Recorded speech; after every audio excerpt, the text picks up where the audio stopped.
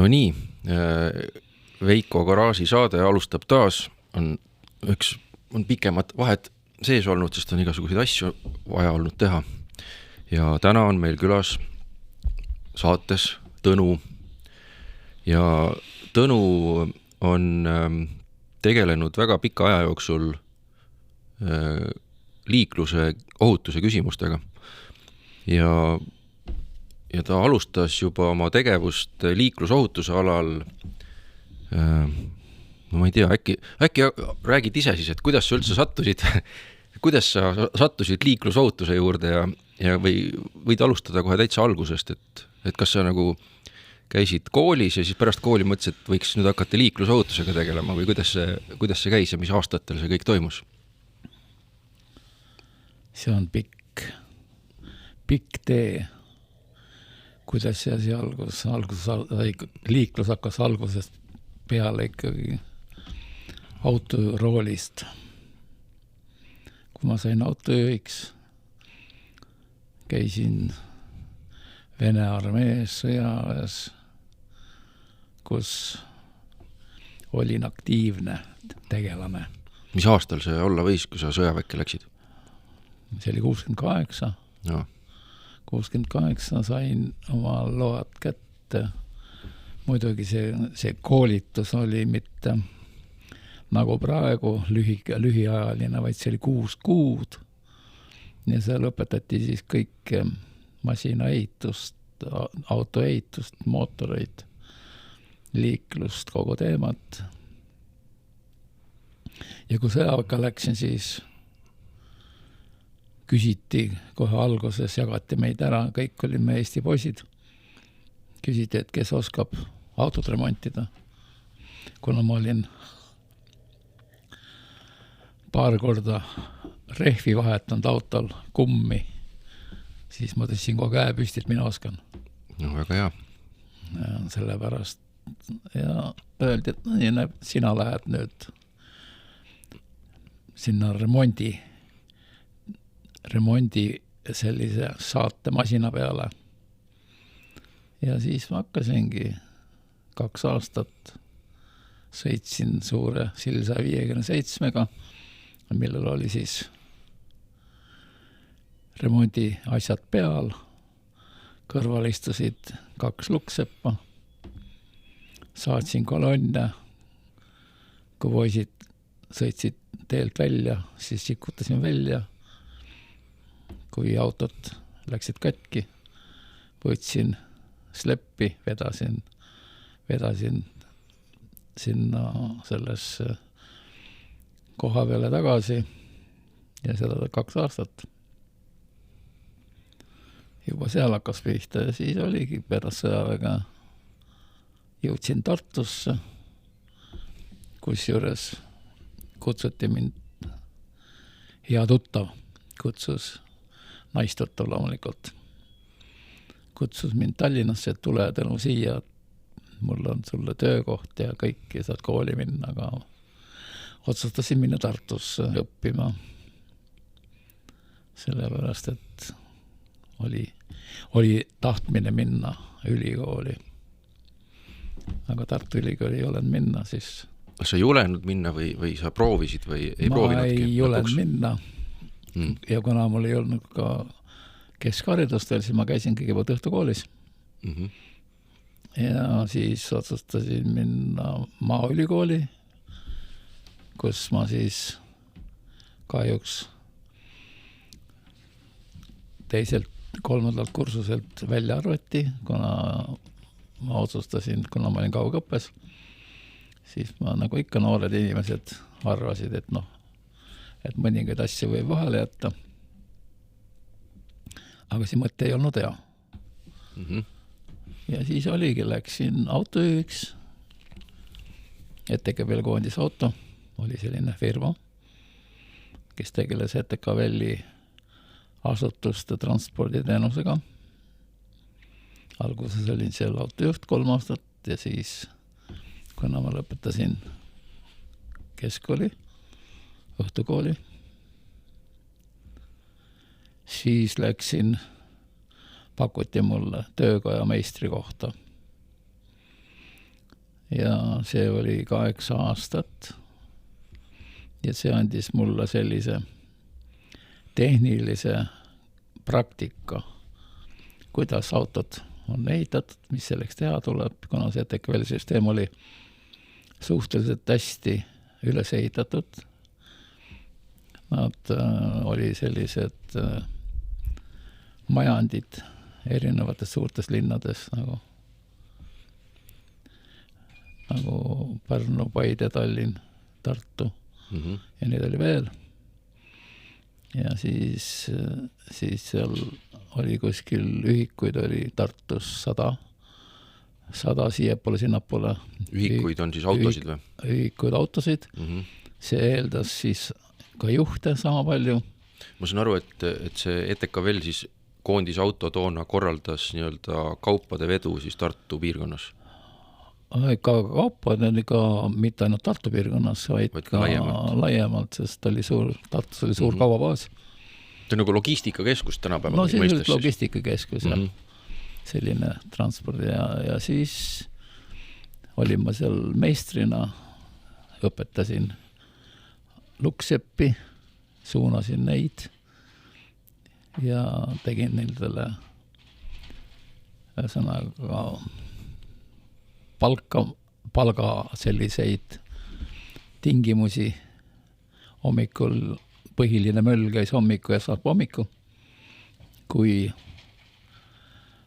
tulid nii mitmedki juhid selliste probleemidega, et see on viga ja too on viga ja kolmas on viga autol aga väga tihti oli viga lihtsalt juhis, kes olid natukene nädalavahetusel pidu pannud ja siis ummistasid esmaspäeval minna ukse tagust ja ma pidin muidugi, ma ei olnud mitte üksi, vaid me olime 2 vahetusega, olin mina ja üks vanem meesterahvas veel ja nii see asi siis käis nii avariiline remont kui ka süsteemne selline tehniline hooldusremont ja see 8 aastat see töökojas andis mulle sellise tehnilise valmisoleku teadmise autodest nagu liikluses on 3 komponenti, inimene sõiduk tee. Mina hakkasin selle sõidukiga pihta muidugi seal laiemalt ja kui ma seal töökojas olin mõnda aega 8 aastat, siis pakuti mulle liikluskabinetti ülem või juhtiv selline spetsialist ja ma hakkasin tegelema liikluse koolitamisega, täiendatud koolitustega. See ETKVL-süsteemis oli väga hea süsteem välja mõeldud, kus meil käisid loengud 2 korda aastas. Suvel olid meil autojuhtidele suvepäevad, kus oli siis erinevad tegevused, sealhulgas ka muidugi peod, aga kõik olid sellised asjalikud. Ja kui ma selle lõpetasin, selle oma ameti seal, siis kuna see need juhid kõigepealt oli mul need pidevalt oli kuskil 100 meest. Nad olid muidugi erinevates kohtades. Olid Tartus, Kallastel, Jõgeval, Tõrvas ja Elvas olid brigaadid ja siis ma neid kantseldasin seal. Käisin hommikuti mõnikord seal koha peal meditsiinitöötajaga neid kontrollimas, et nad oleksid kained. Ja nii see asi käis. Mis aastatest me räägime nüüd korraks? See on umbes millal 82 äkki või see oli? See 82 hakkas liikluse tema peale mul. Jah, just, ma vaatan ka. 82 ja milles oli asi? Asi oli selles, et kuna see süsteem oli tõesti väga hästi valmis ehitatud Eestis ETKVL-süsteemis ja siis need juhid, kes sinna tulid, nendega oli tehtud sellised isiklikud perfokaardid kirjutatud, nende andmed, kui juhtus mingisugused probleemid, liiklusõnnetused, asjad, siis said need ka sinna sisse kirjutatud. Tänapäeval on arvutis fail selle kohta ilmselt. Jah, midagi sellist. Ilmselt küll jah, aga tollal ajal olid kaartide peal kogu see süsteem. Ja kui ma hiljem, kui ma selle töö lõpetasin seal, kui ma sealt ära tulin, ma korjasin kokku need kaardid ja ma lugesin need ära ja neid oli ääretult palju, neid mehi, kes mul seal olid. See on, kui ma võin natuke eksida võib-olla mõne ühikuga, aga kuskil 600 meest selle 8 aasta jooksul käis läbi. Ja miks nii palju? Vanasti oli niimoodi, et kui keskkooli lõpetasid, siis väga paljud keskkoolisid autokoolitus ja keskkooli lõpetanud poisid seda autojuhiload selleks, et minna kohe siis sõjaväkke. Ja siis nad tulid kevadel, kui nad gümnaasiumi lõpetasid, said oma load kätte ja sügisel läksid siis sõjaväkke. Ja tänu sellele olid siis neid mehi väga palju ja see andis mulle sellise hea ülevaate nendest meestest, juhtidest. See on sama teema, mis on ka praegusel ajal väga aktuaalne, mis on muidugi minu arvates, mille peale peakski edasi ka minemas. Seda nimetatakse praegusel ajal veapunkti süsteemiks. Aga millegi pärast poliitikud ei võta seda asja ette, kuna aastaid on sellest räägitud. Viimasel ajal on mingid kriitikat ka tehtud selle mõtte aadressil jälle, aga ma ei tea, miks see on kuskilt välja tekkinud jälle. See on, need arvamused on tihti põhinevad inimeste oma arvamustel, on ta siis poliitikud, kui vaadata mõne tagasi natukene, siis neid poliitikud on üksjagu jäänud roolis napsise peaga vahele või siis teinud õnnetusi või. Oota, aga seleta korraks seda veapunkti süsteemi, et kuulaja ka aru saaks, et muidu võib-olla kõik ei saa üldse aru, mis selle põhimõte üldse on. Põhimõte on selline, et ei saa teha karistada kõiki juhti. See liikluseeskiri, mis vanasti oli, nüüd on liiklusseadus, selle täitmine, see on selline üldlevinud, selline statistiline selline tulem, et 20% on juhtidest, kes on liikluses, on selliseid, kes teevad vigu, osa teevad tahtlikud, osa teevad kogemata, aga 80% on sellised juhid, kes ei tee vigu, kes lihtsalt on ettevaatlikud, kes tunnevad seadust ja täidavad seda. Aga praegusel ajal, kui politsei, kes selle asjaga tegeleb, teeb näiteks selliseid puhumisreide ja siis ta raporteerib, et meil oli seal 1000 või 2000 puhujat ja nendest võtsime maha 20, siis kui me räägime statistikast, siis see protsent on mingisugune 0,0 millegiga see tulem. Kuna mul on majanduslik kõrgharidus või õigemini bakalaureuse kraad majanduses, siis ma leian, et kui puht selle mõistuslikult ja võtta, siis see tulem ei ole markimisväärne, siis ressurssi kasutatakse meeletut ressurssi ja võetakse siis maha väga väike osa neid rikkujaid. See on üks teema.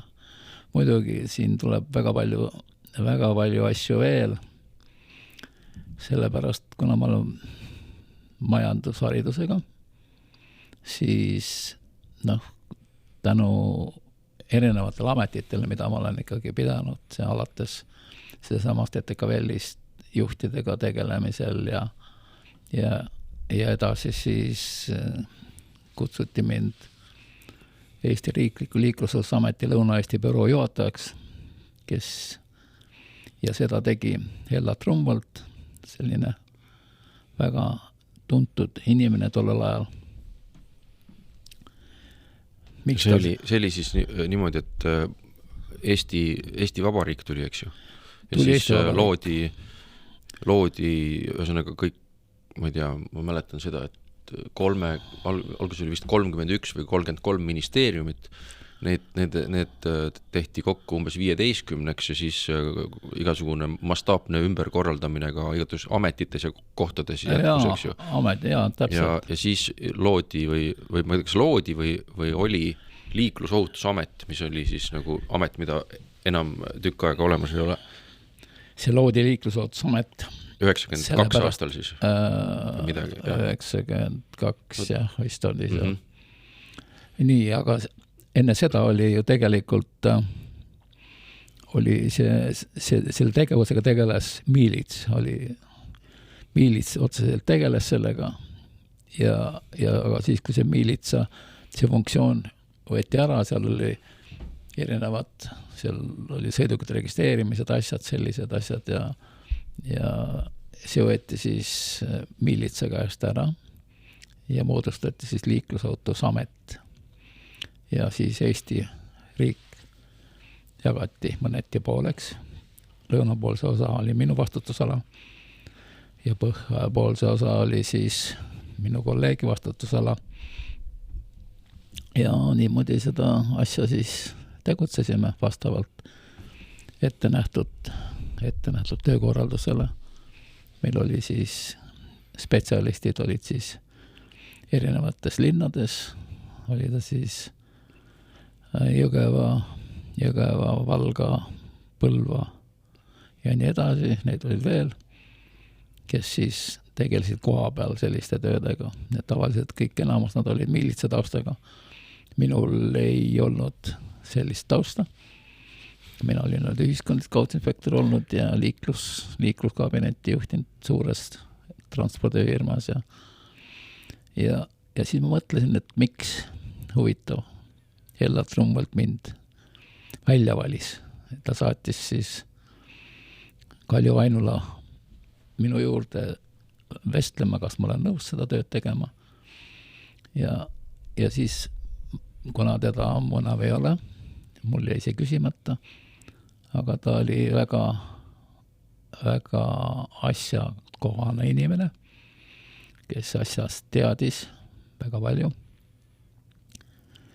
Kui moodustati liiklusohutusamet, siis kui rääkida statistikast, siis sellel aastal, kui liiklusohutusamet loodi, hukkus Eestis natukene üle 490 inimese aastas. See oli 92 aastal. See ilmselt oli 92, jah. Ja palju praegu on? No praegu on kuskil 670 juures. No siis on ikka väga oluline vahe. No muidugi. Samas autosid on palju rohkem praegu. No ja liiklus on väga palju tihedam. No ma ei tea. Seda räägitakse nii, jah, tõesti, autosi on palju. Kui me räägime autodest, siis kuna pärast seda liiklusohutusameti likvideerimist, mis siis ära likvideeriti, läksin ma tööle autoregistrisse, kus olin alguses peaspetsialist. Ja läheme korraks veel, et see liiklusohutusamet likvideeriti ja ta pandi kokku siis Transpordiametiga. Ei, nüüd Transpordiamet on autoregistriga. Õigus. Autoregistriga Transpordiamet oli nüüd mõni aeg tagasi alles. Selge, jah. Ja see oli kuskil 94. Jah, Maanteametiga. Ja siis osa inimesi koondati ja osa siis läksid teistele töödele. Aga mina jäin siis autoregistrisse, kus minu vastutusala oli sõidukite registreerimine ja tehnoülevaatused asjad, millega ma siis pidin igapäevaselt tegelema. Ja tulles nüüd tagasi uuesti selle veapunkti süsteemi juurde. Just. Siis ma olen hakanud tagasi, olen jõudnud oma arusaamisele, et põhiline tegevus peaks olema suunatud nendele juhtidele, kes teevad kas siis tahtlikult või tahtmatult vigu. Kui rääkida vanasti on liikluseeskiri, nüüd on liiklusseadus, siis ma võtaks kokku sellise seadus, inimestel on mõnetine selline seaduse suhtes selline ebameeldiv, et seadus on kohustus, aga mina nimetaks seda liiklusseadust ohutu liiklemise teadmiste jagamiseks. Et kui inimesed jagavad liiklusseadust, loevad, aru saavad, siis nad suudavad ohutult liigelda. Mis tähendab ohutult liigelda? Nullvisioon. Praegu räägitakse nullvisioonist. See tähendab siis seda, et keegi ei saaks surma liikluses? See tähendab seda, et ei oleks vigastatud ega hukkunuid. Mm-hmm. Aga muidugi see on pärit mõneti Rootsi maalt ja muidugi mitte alati, aga mõnikord, kui spetsialistid räägivad nullvisioonist, siis nad kohe ütlevad, et oi, see mitte kunagi ei juhtu. Aga minu arusaama järgi nullvisioon on selline, kui liikluskeskkond on üles ehitatud ohutu, kui liiklejad on mõneti targemad, sellepärast, et õnnetused juhtuvad reeglina inimuse eksimusel, inimesed eksivad ja tänu sellele tulevad liiklusõnnetused. Ja kuna ma olen näinud hukkunuid inimesi, sealhulgas väikesed lapsi, ja ma olen selle, et mul ei ole see kunagi meeldinud. Meeldinud on halb sõna. Ma ei ole sellega nõus kunagi olnud. Ja sellepärast peaks ikka olema nullvisioon, et see keskkond esiteks oleks niimoodi üles ehitatud, et ei oleks juhtidel eksimusi, et juhid oleksid hästi koolitatud ja juhid oleksid teadlikud. Ja kuna ETKVL-süsteemis tegelesin ma reeglina nende juhtidega, kes mingisuguste tegudega vahele jäid, näiteks oli selline alati, kui tulid uued mehed, siis ma nad instrueerisin, rääkisin, millised peavad olema nende tegevused. Ja kui üks põhimõtteli selles, kui minu juht, kes seal töötas, ja ei tuli hommikul lõhnadega tööle ja sõitis autoga välja ja jäi vahele, siis oli mul kokkulepe juhatajaga, et see mees võib järgmisel päeval tulla ja kohe oma avalduse kirjutada ja uksest välja astuda. Juhi lubasime ära ei võtnud, sellepärast see õigus oli politseil, miilitsalt tollel ajal. Ja mehed said sellest alati aru.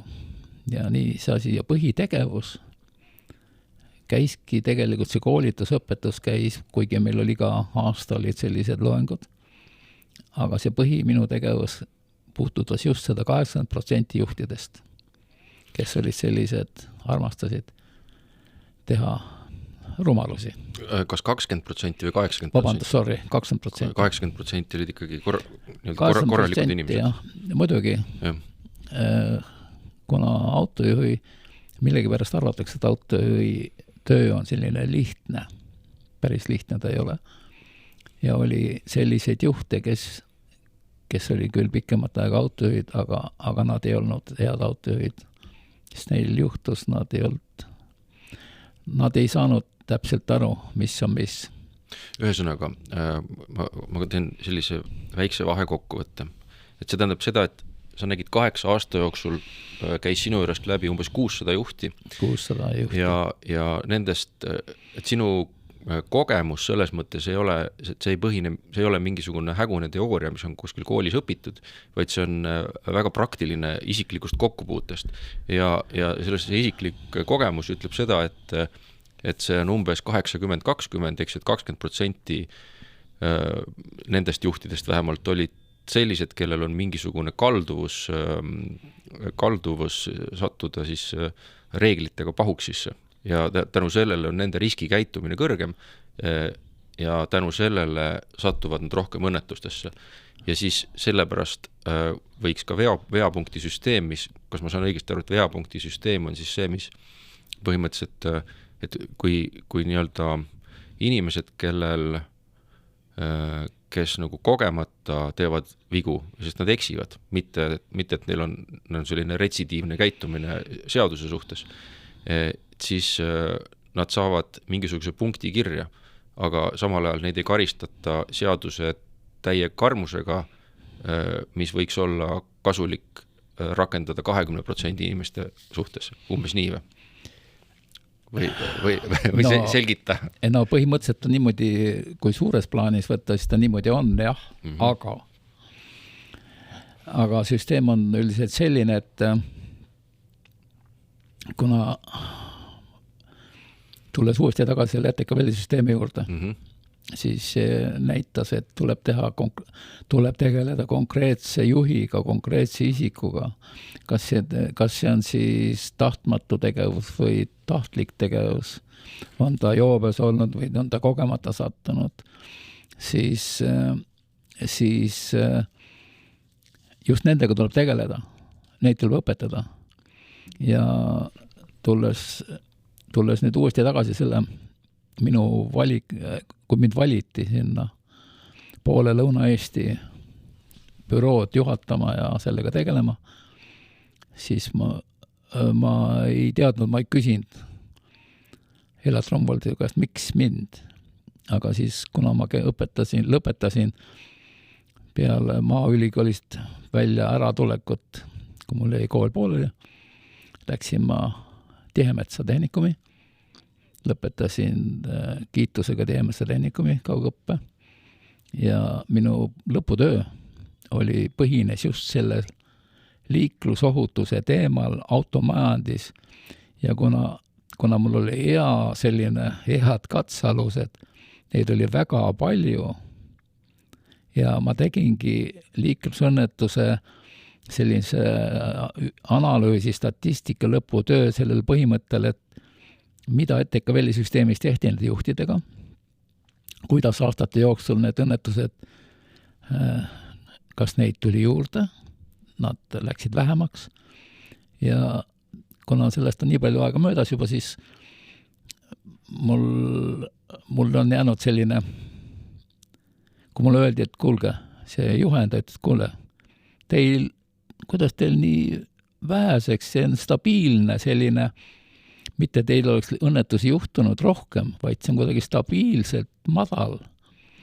Ja võib-olla see oligi põhimõte, miks Hella Trombold mind siis kutsus sinna sellesse riikliku organisatsiooni tööle. Nii, ja tulles uuesti tagasi selle veapunktisüsteemi juurde. Seleta ära lihtsalt, ütleme, inimene astub sisse, jalgrattur on ja tal pole lube, aga mis asi see veapunktisüsteem on? Kuidas see käib? Veapunktisüsteem, no seda on nüüd nagu kirja pandud erinevalt. Ma ei saa nüüd öelda täpselt, mis seisus ta praegu on. Aga põhimõte on selles, et kui juht teeb mingi vea, siis läheb see tema registrisse ja kui temal need vead, punktid on täis, siis ta peaks minema kas siis täiendkoolitusele või siis tehakse temaga mingi muu selline protseduur. Mingi karmim karistus.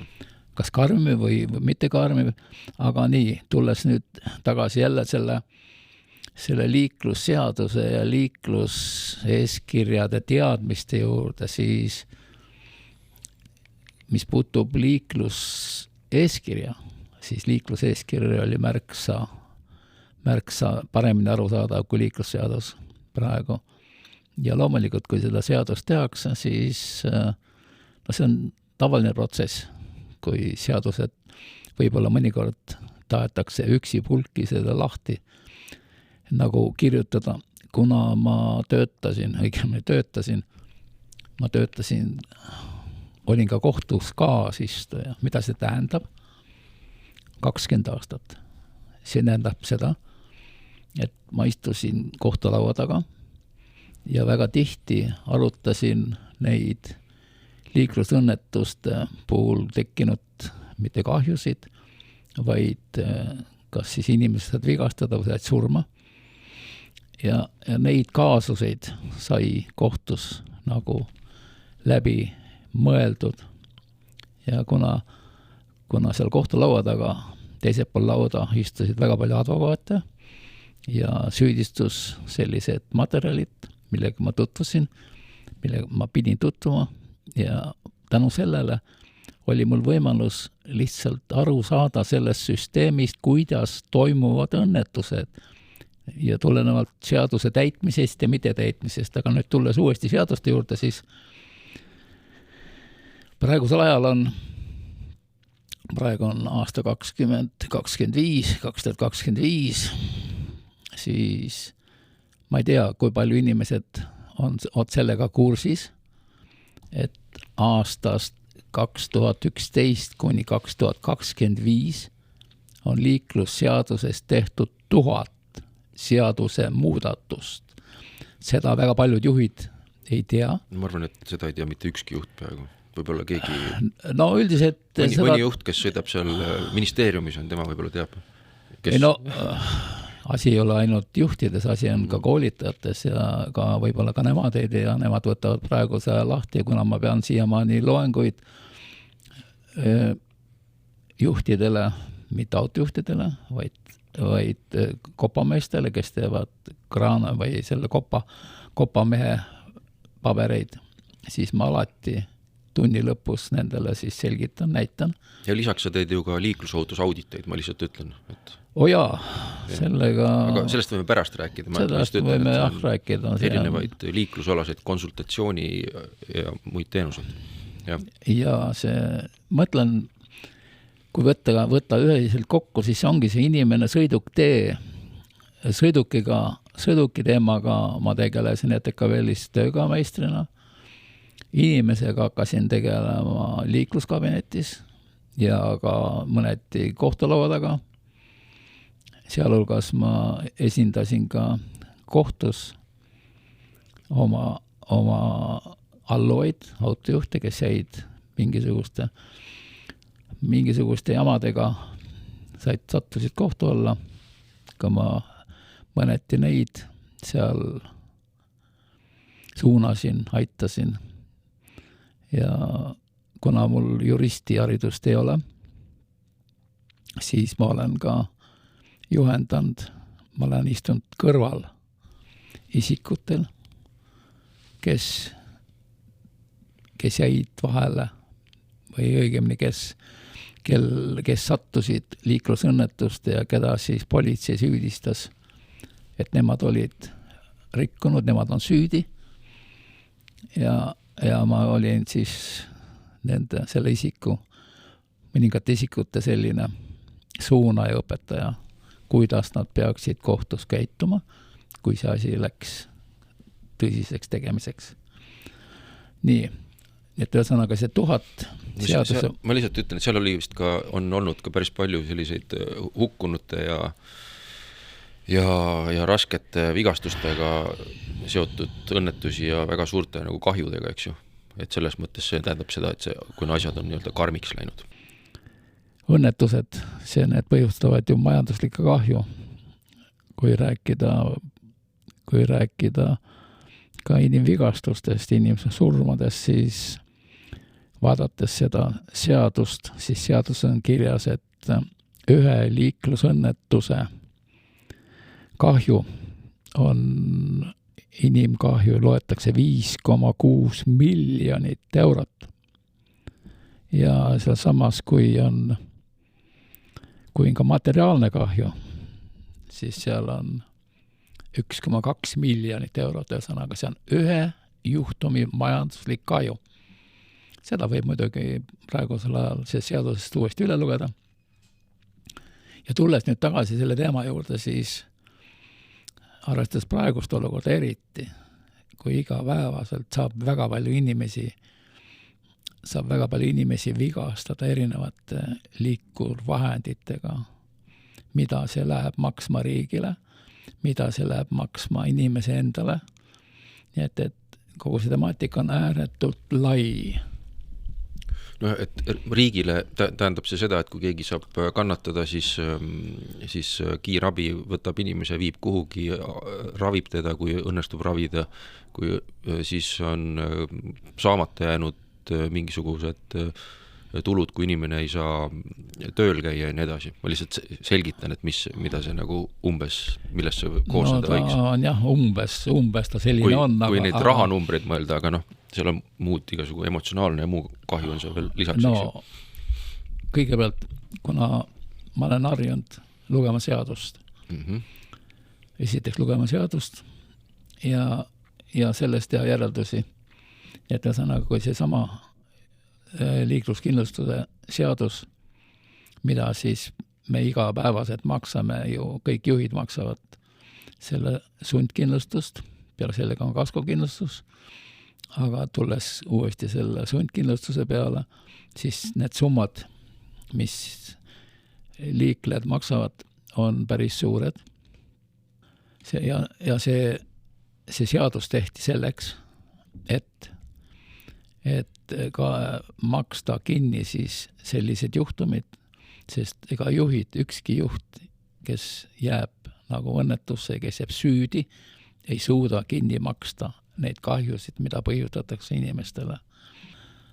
Tulles uuesti tagasi selle veapunktisüsteemi juurde, siis minu nägemus on selline, et kui veapunktisüsteem, kui need juhid, see 8 või 20% juhte, kes oma vigadega politseile vahele jäävad, väga tihti on sellised politseiteated, et oi, see on meile tuttav, siis kogu aeg mul tekib küsimus, et alloo, kui ta on tuttav, siis miks te sellega ei ole tegelenud, miks lastakse selline tuttav jälle liiklusesse, mille tulemusena võib keegi siis hukkuda, vigastada saada, miks sellega tegelda.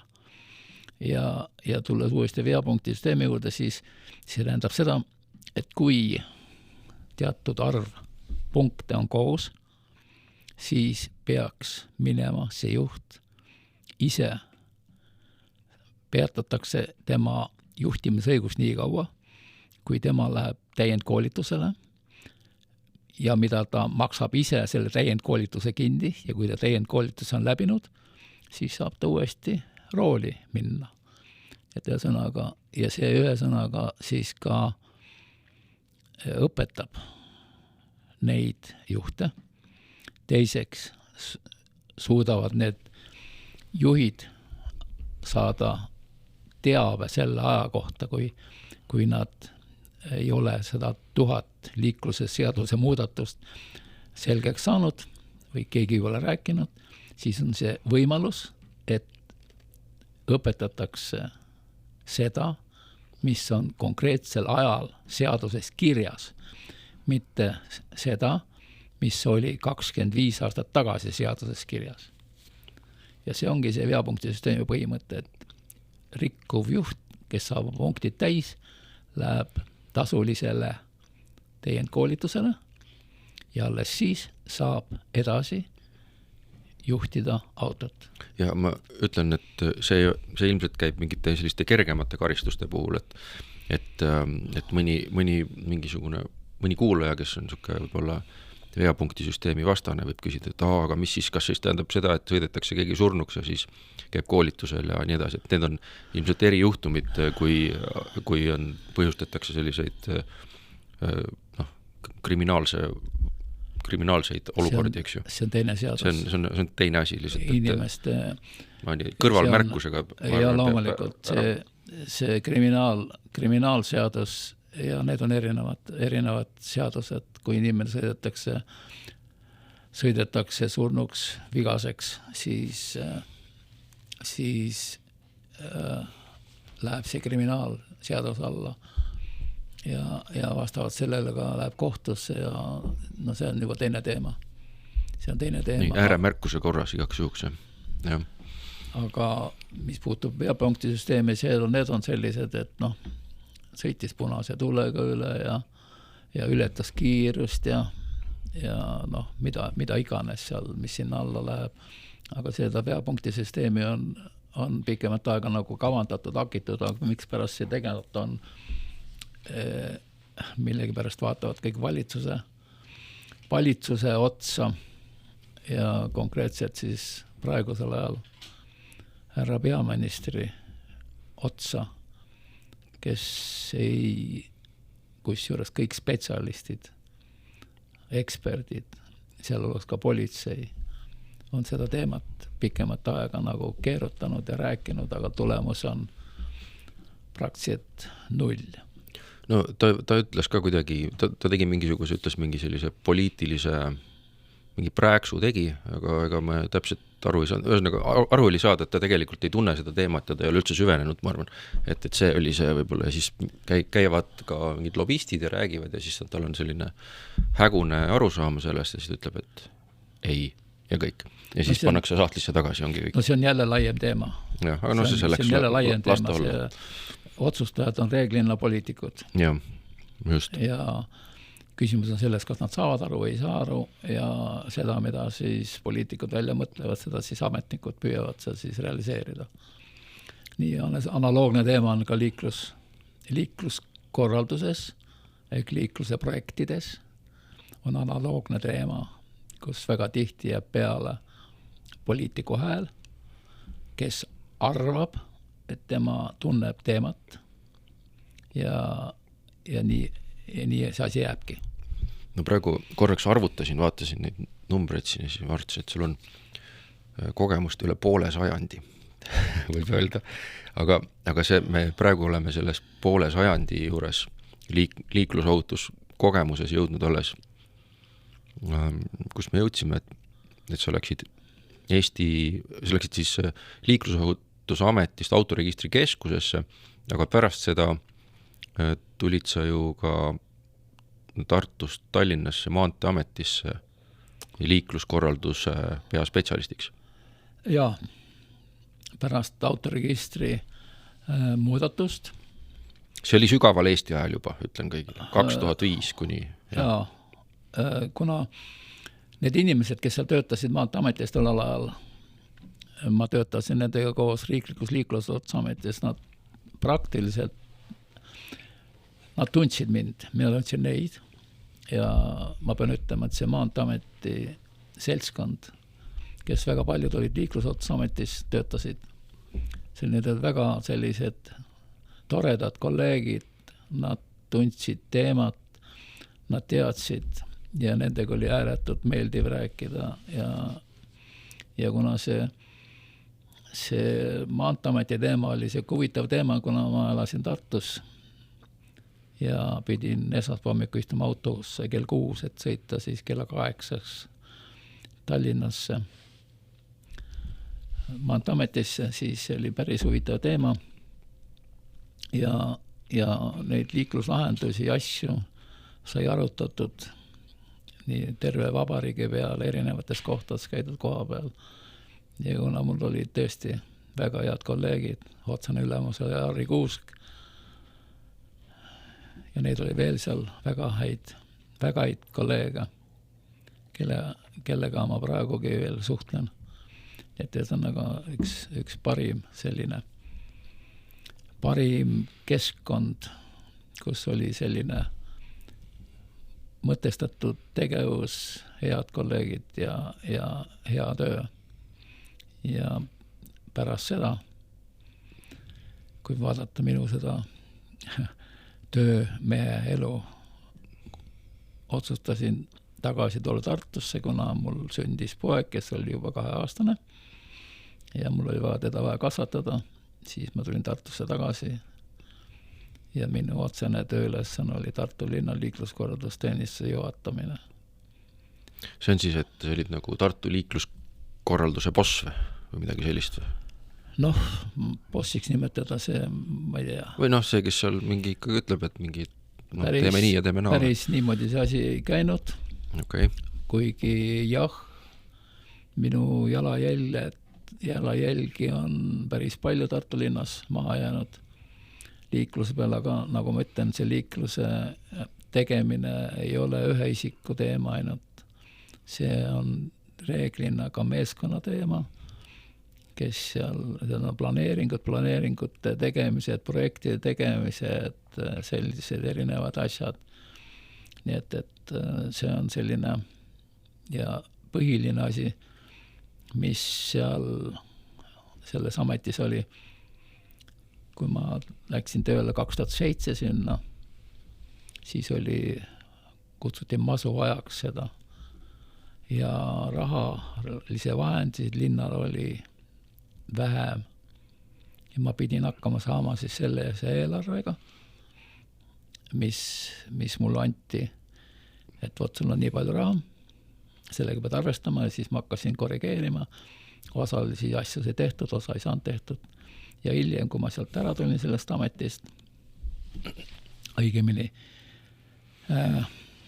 mul on niisugune halb komme, kui ma olen midagi endale selgeks teinud, siis ma püüan seda ka realiseerida ja õnneks oli tol ajal Tartu linnapea üks isik, keda ma eelnevatel aastatel väga hästi tundsin ka siin ja ta oli selline, kes ei sekkunud minu tegemistesse otseselt, mina isiklikult seda ei tundnud ja kui ma nüüd hiljem sealt ära tulin, siis ma lõin huvi pärast kokku, kui palju ma hoidsin linnale raha kokku selle muudatustega. Ma ei räägi sellest keskkonnast, mis sai ohutus tehtud vastavalt seadusele, vastavalt standarditele. Ja see oli selline huvitav summa, kuskil 16 miljonit Eesti krooni sai kokku hoitud erinevate hangete tegemisel, kusjuures see keskkond läks paremaks, ohutumaks ja minu põhimõte ongi see liikluse korraldamise, et see esiteks liikluskorraldus peab olema juhtidel arusaadav, peab olema ohutu, ei saa tekitada sellist liikluskeskkonda, nagu ma ei taha küll praegu kedagi otseselt kritiseerida. Mina isiklikult leian, et liikluskeskkond peab turvaline olema kõigile, alates selle lapsele, kes kõnnib kõnnirattaga või kes sõidab jalgrattaga ja ka täiskasvanutel, et keegi ei saa viga ja see muidugi, kuna see teema on niivõrd lai, siis ega me siin ei suudagi kõiki seda teemat otseselt nagu lahti arutada. No see on lai ja keeruline ja erinevad liiklejad ju peavad ära mahtuma tegelikult linnades eriti väga sellistele väikesele maa-alale ja kui need on hästi palju, siis on paratamatult need eri kiiruselised ja massilised objektid kuidagi nagu peavad nagu oma teel kuidagi ristuvad, et selles mõttes seda ilmselt nagu lõplikult kunagi nagu ära ei lahendagi, aga mingi püüdlus, nagu see mingi, kuidas see oli, nullvisioon või? Püüdlus selle poole ilmselt peab jätkuma. Et see on see, mida kunagi just kui saavutada, aga kuidagi peab kogu aeg nagu meeles hoidma. Mitte meeles hoidma, vaid kõik peavad tegema selleks, et see nullvisioon saaks, see põhimõte saaks rakendatud. See tähendab seda, et need juhid, keda õpetatakse, need lapsed, keda õpetatakse, need lapsevanemad, kes õpetavad oma lapsi, kuidas liigelda, et see on ohutu, see ei tähenda seda, et nagu tulles tagasi Maanteeameti aega, liiklusohutusameti aega, oli selline lause, et sõber sebra aitab. Ja kuna ma töötasin tollal ajal seal, siis ma tean väga hästi neid oma kolleege ja miks nad miks selline hüüdlause nagu üles läks ja see põhimõtteliselt on õige. Aga tulles tagasi nüüd praeguse aja juurde, siis kahjuks millegipärast arvatakse, et jalakäijal on alati õigus, kusjuures liiklusseaduses on kirjas, et jalakäija peab enne veenduma, kui ta astub sõiduteele, isegi siis, kui on olemas seal vöötrada või sõber sever, kes peaks nagu aitama, aga juhid seda või jalakäijad seda ei tee, jalgratturid seda ka ei tee, tõukeratturid seda ka ei tee ja tulemuseks on halb tulemus. Sõber sebra võib tappa hoopis. Sõber sebra aitab siis, kui seal on mõistusega liikleja.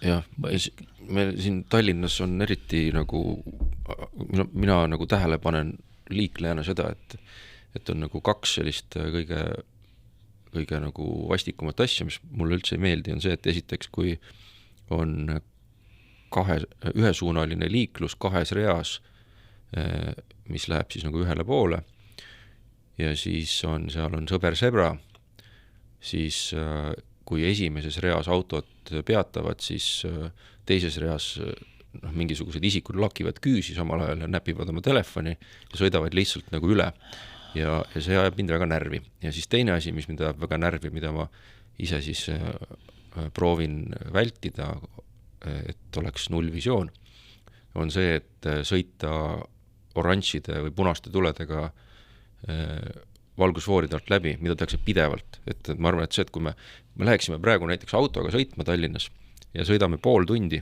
kuskil, siis me näeme liiklusvoos mingit, ma arvan, et umbes 5 autot, mis sõidavad lihtsalt punaste tuledega läbi, püüavad nii-öelda seda kollast või rohelist või kollast või oranži nii-öelda.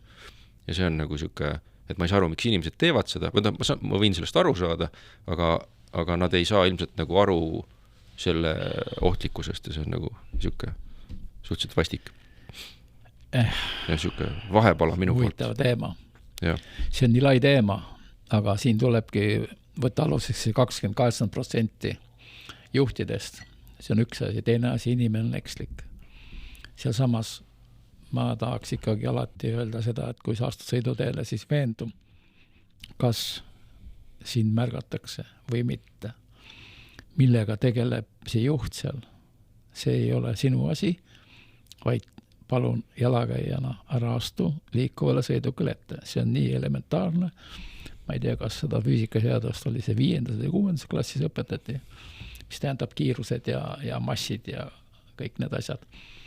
Aga tule selle tagasi selle muu tegevuse peale, mida juhid tegelevad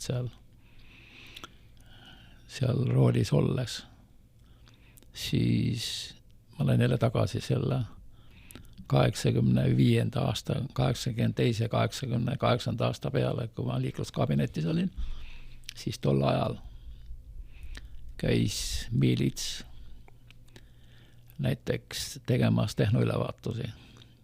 Ja mul on niivõrd meeles miilits, kes ütles autojuhtidele, et teil ripub seal lõhnakuusk, palun koristage see ära, kuna see viib teie tähelepanu kõrvale. Kui me vaatame praegu neid tähelepanu kõrvale viijaid, neid juhtumeid, on ta siis telefon, on ta siis tagaistmel istuvad 2 last, kes siis omavahel kraaklevad, kas siis kohvi joov juht, siis mõni aeg tagasi ma lugesin internetist, et üks autotootja, kui ma eksi, oli see Nissan, kes siis hakkab ära kaotama neid puutetundlikke ekraane oma autost. Ja Volkswagen keerab ka tagasi need. Täpselt. Ja me jõuame täpselt sama asja juurde tagasi, et et võtta vähemaks neid juhte segavaid komponente autos, on ta siis mingi ekraan või muu asi, nagu siis vanasti oli lõhnakuus, mida siis öeldi, või tagaistmel kraaklevad lapsed, keda siis ema püüab seal rooli taga olles lapsi kutsuda korrale. Kõik see viib tegelikult õnnetusteni. No lisaks sellele on veel, ma ei tea, Tartus on seda ka ja Tallinnas on minu jaoks on häirivalt palju pimedal ajal on, no tegelikult autode tuled on niikuinii, aga seda valgusreostust ja mingisugused reklaame, mis asuvad nagu, mis on kuidagi nagu mingid valgusreklaamid ja mingid asjad, mis nagu tõmbavad, no nad ei tõmba võib-olla isegi tähelepanu, aga see nagu tohutu nagu valgusreostus ja vilkumine, mis igal pool käib. Et ja siis kujutad ette, et sügisel vihma sajab, eks ju, on tipptund, on pime ja siis on kuidagi, siis on kogu see nagu valguse trall ja siis seal vahel, kus kuidagi nagu liiguvad mingid inimesed, lapsed ja teised, eks ju, ja siis mingid närvilised isikud üritavad veel punaseid tulesid roheliseks sõita, eks ju. Et siis see kõik on nagu väga keeruline. Mis puutub nendesse reklaamidesse, siis seda on päris palju ohjeldatud. Seda on päris palju ohjeldatud ja ma võib-olla praegusel ajal nendest reklaamidest ma nii väga sellele nagu tähelepanu ei pööraks, aga ma pööraks tähelepanu pigem sellele liikluskeskkonnale, sellele linna liikluskeskkonnale, näiteks reguleerimata ülekäigurajad või siis on nad reguleeritud ülekäigurajad, kus foorid töötavad, pimedal ei tööta ja mida millegi pärast ma ei saa aru, miks pärast linna isad või need vastutavad isikud, kes peavad ohutuse eest tagama, miks nad ei valgusta reguleerimata või reguleeritud ülekäiguradasid. Selleks on olemas standardis, on olemas nõuded, on erisused, et millised on siis üldvalgus, millised on kohtvalgus, mis need tähendavad. Ja kui mõni aeg tagasi ma nägin ühte projekti, kus oli tehtud selline väidetavalt liikluse valgustuse objekt ja see juhtiv spetsialist, kes seda otsustas, ütles, et seda ei ole vaja, kui meil on siin üldvalgustus olemas. Tegelikult on see minu mõistes täiesti halb tegevus. Ma ei tahaks veel halvemini öelda, et ma ütlen, et see on halb tegevus, kui tehakse uued ülekäigurajad ja sinna ei panda kohtvalgustust. Eriti on oluliselt see pimedal ajal, eriti on oluline vihma ajal, kus halb nähtavus on. Miks seda ei tehta? Ma ei tea. Mina isiklikult seda ei teeks. Jah, selliseid küsimusi on nagu palju, et väga palju. Ma siin naabergaraažist Sassi juures käisime sõbraga õlut joomas ühel kenal õhtupoolikul ja siis tagasisõiduks võtsime takso ja siis rääkisime taksojuhiga, ta rääkis just huvitavat juttu, aga ta on ikka inimene, kes sõidab, ta ütles, et ta on viimase aastaga sõidis 77 000, aga et see on nagu vähe, et viimasel ajal ta on vähem sõitnud, ta oli ka juba vanem mees, et varasemalt sõitis umbes 120 000 aastas. Ja siis ta juhtis tähelepanu erinevatele asjadele, mida ta siis nagu Tallinna linna liikluses on näinud. Sõitsime õhtusel ajal ja siis ta ütles, et tema ei saa näiteks aru, et miks on mingisugused suure 4-realise tee, kus eraldatud sõidurajad, ühele poole läheb 2 või 3 rida, teisele poole 3 rida, öösel liiklust ei ole, aga siis mingil põhjusel, võib-olla see on nagu kiiruse piiramise põhjusel, et vahepeal lähevad, isegi kui ta sõidab lubatud kiirusega, siis need jalakäijate valgusfoorid lähevad tema jaoks nagu punaseks. Ja siis teisest küljest on suurtel ristmikel lülitatakse kus on nagu päriselt nagu liiklust, reguleerimine lülitatakse välja ja on kollased tuled ja juhtub ka öösel avariisid.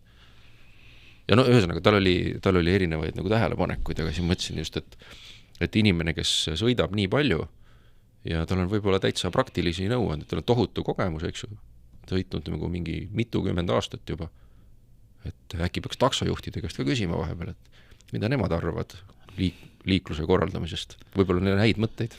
Huvitav teema. Jah. See on iseenesest huvitav teema, aga ma siiski arvan, et liiklusega peaksid tegelema spetsialistid. Päris sellist rahvahääletust teha ei saa. Ei, rahvahääletust muidugi ei saa, jah. Ja sellega peavad tegelema liiklusspetsialistid. Näiteks, kui ma töötasin Tartus liikluskorraldusteenuse juhatajana, siis oli üks ristmik, kus toimusid õnnetused. Siis sai seal rakendatud tollel ajal. Praegu on loomulikult võimalused suuremad, kuna on olemas erinevad andurid, erinevad programmid on olemas, aga tol ajal sai ühele ristmikule tehtud selline liikluslahendus, et igas suunas oli sõidukitele punane tuli. Jalakäijatele oli roheline tuli igas suunas. Kui pimedal ajal, ja see oli pimedal ajal, öisel ajal, kui sõiduk lähenes ristmikule, siis andur, mis oli seal üleval, tema käivitas selle juhtimissüsteemi, mis kõigepealt tegi sellele juhile rohelise tule ette. See tähendab seda, et jalakäijatele tulid ette punased tuled ja see võttis maha sellise hooga sõitmise. Ja mis puutub nüüd sellesse vilkuva süsteemi, siis see võib olla kahtepidine. See võib olla näiteks see, kui avoori juhtimissüsteem on väljas ja töötab kollane vilkuv. Teine asi on see, et vähem takistada juhte sõitmisel, aga see teistpidi jälle muudab jalakäijatele teeületuse ohtlikumaks. Ja et alati on valikute küsimus, mida teha, kuidas teha. Kuna praegusel väga paljud on andurite peal, mis mõõdab seda liiklusvoogu, neid liikujaid, paneb siis ka vastavalt ooteajale ja tulles nüüd tagasi ka sellest jalakäija teemal, siis on teatud aeg, mida siis jalakäija suudab seista keelava voori tule järgi taga, siis ongi selline optimaalne kell, mis paneb jalakäija ootele. Asi on selles, et jalakäija ei viitsi ka liiga oodata, siis ta, kui olimata punasest, kui ta liiga ootab, siis ta läheb närvi ja hakkab niisama kõndima. Hakkab püüdma seda nii-öelda kollast tuld või oranži või ma ei tea mida. Jalakäija reeglina kollast tund ei püüa, aga jah, see ongi see aeg, kui tal on punane tuli ees, kui tal on selline sekundi loentel väga paljudes kohtades nüüd juba olemas, see lihtsalt annab jalakäijatele teada, sa pead ootama nii kaua ja siis saad üle ohutult. Ja see on selline aeg, mis on selline optimaalne, kui kaua jalakäijad saavad vastu pidada enne, kui nad astuvad punase tulega sõiduteele. Et kõik ju taandub tegelikult sellele isikule, kes on siis roolis või kes on siis jalgrattaga või kes kõnnib jala. Et kõik taandub konkreetsele isikule, kes siis seal teed ületab või siis ristmikku ületab. Ühesõnaga tagasi selle juurde, et oli sõiduk, siis oli liikleja ja kolmas. Inimene sõiduk tee. Ja siis ongi, et see inimene seal juures, kes siis punktist A punkti B mingisugusel viisil liigub, eks ju, et tema, et mingis mõttes see liikluse mäng, et selles liikluse mängus on ka nagu oluline tema nii-öelda käitumuslik aspekt, ehk siis, et see, et kuidas inimesed käituvad, et tegelikult seda on nagu hästi suure liiklus statistika kogumi pealt on nagu ühesõnaga, et see on nagu ette ennustatav ja meil on olemas päris palju informatsiooni selle kohta. Ja et kui nüüd liikluseksperdid on selliste asjadega kursis ja selles mõttes inimene tänavalt, kes puutub liiklusega nagu pealtnäha kokku, ei pruugigi kõiki neid aspekte nagu aru saada, et miks üks asi on nii või teisiti. Et samamoodi nagu majas elaja, et nii kui sul tuleb keerata kraanist vett, eks ju, siis kraanist tuleb vesi, on hästi, aga tegelikult see, et kuidas see maja täpselt ehitatud on, mis ventilatsioonisüsteemid ja miks need asjad nii on, et kuidas sul see mugav keskkond on loodud, et sellest sa ei pruugigi mitte midagi teada. No tavaliselt nii ongi, sellepärast ma ütlengi, et liikluse korraldusega peaks tegelema spetsialistid, kes siis juhinduvad standarditest, seadustest ja sellisest väljakujunud praktilistest juhtumitest. Muidugi, kuna see teema on niivõrd lai, liiklusohutus teema on väga lai, siis praegu ühiselt, ma võib-olla ei olegi võimeline 100% õiged vastused andma, aga põhimõtte liikluses on see, et liikluses ei tohi hukkuda ükski inimene ja see võib vigastada. Ja see ongi see põhiline asi. Kui me mõni päev tagasi lugesin ma internetist sellist teavet, mis puudutas jalgrattaliiklust. Ja seal oli, ma võin jälle natuke võib-olla eksida mõningates arvudes, ja seal oli liiklusõnnetuse statistika Hollandis. Holland on reeglina ju jalgratta liikluse Amsterdam. No see kõik toovad näiteks, et kõik toovad näiteks. Teeme nagu Hollandis, oleme nagu Hollandis, miks me ei ole nagu Hollandis? Viimasel ajal tehakse teeme nagu Taanis või teeme nagu Soomes Taani, ja mulle eriti meeldib soomlaste lähenemised asjad, aga tulles tagasi Hollandi juurde, siis seal statistikas oli välja toodud õnnetused, kus olid hukkunud inimesed, juhid, ja kõige rohkem hukkunud oli jalgratturite hulgas. Ja järgnevad olid siis sõiduki õnnetused, aga kõige rohkem oli jalgratturi õnnetusi. Ja vaadates meie olukorda ja mis liikluses toimub, siis need vigastatud ja hukkunud arv, see on ikka kolossaalne ja ma ei saa aru, kuidas suudab riik neid kõiki ravida ja suudab neid inimesi tulevikus üleval pidada. See on lihtsalt ma olen üsna kindel, et seda nüüd siuke julge väide, aga et seda kergliiklus vahenditega õnnetuste statistikat, et meil ei ole seda või me seda nagu varjatakse. Või kui see on, siis see on olemas kuskil haiglate nendes, mis need on, et erakorralise meditsiini osakonna, seal on kuskil see olemas, aga seda ei ole olemas politseis ja need kergliiklusrendi ettevõtted ei soovi seda nagu avaldada. Minul on nagu üks asi, mis mind on nagu, ma olen nagu pikka aega vaadanud, eks, et mina käsitlen neid Bolt Drive autosid, mida siis inimesed võtavad tee äärest lihtsalt ja sõidavad nendega, eks ju. Et mina käsitlen neid kui nagu kõrgendatud ohuallikatena. Et kui ma nagu sõidan nende läheduses, et siis ma üritan neist nagu eemal hoida, et siis kui ma vaatan, et kuskilt keegi tuleb jälle mingi nurgaga, et Bolt Drive, eks ju, et siis see on nagu siuke nagu punane latern. Ja hirmus huvitav oleks teada saada, milline on nende autodega tehtud avariide statistika võrreldes nagu keskmisega. Lihtsalt kui ainult nagu korra guugeldada, siis on võimalik leida nagu tohutult, ma ei tea, mingi 10, 15, 20, kohe tulevad välja pildid, kus Bolt Drive'ide autodega on sõidetud sinna tänna posti otsa, üle katuse, pargitud, kuidas jumal juhatab ja nii edasi. Et see on nagu, tahtsin väljendada ennast selles osas.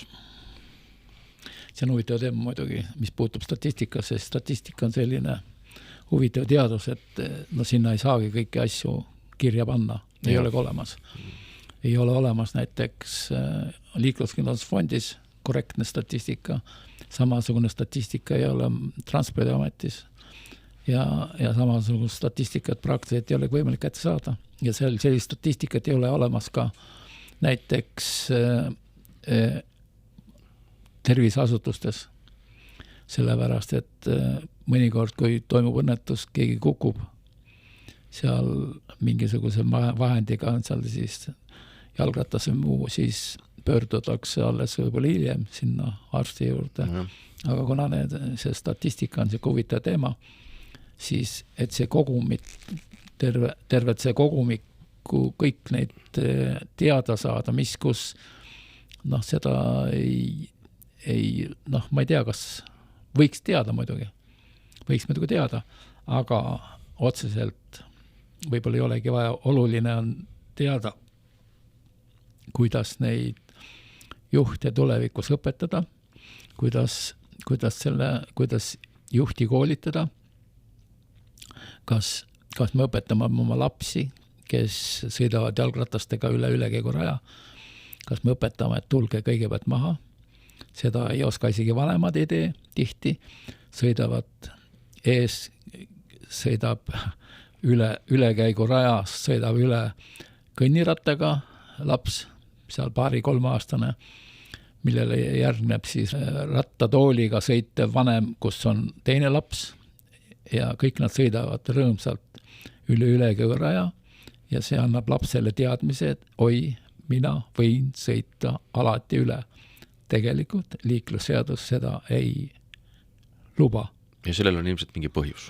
Selles on põhjus see, et ei koolitata, tulles jälle tagasi. Ei, ma mõtlen sellel nagu nõudel on ka põhjus, et see ongi nagu see erineva massiga, erinevas suunas liikuvate objektide probleem, et kui nad seal põrkuvad, siis nõrgem võib väga kõvasti haiget saada.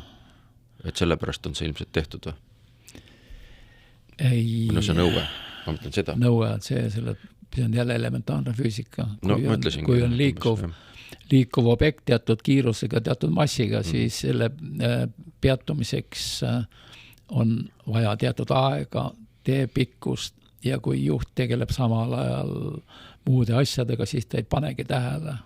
Ja selle ideoloogilis-moraalne üleolek sellel hetkel nagu eriti palju enam ei maksa, eks ju. Et kui veoauto sõidab tõuksile otsa, siis on ikkagi nagu... No teatud juhtumite veoautol ongi, kuna ta massid on suured, siis tema peatumisteekord on pikk, see on umbes sama asi, kui sõita rongile, et astuda, et oi, ehk jääb seisma, no ega ta ikka ei jää küll.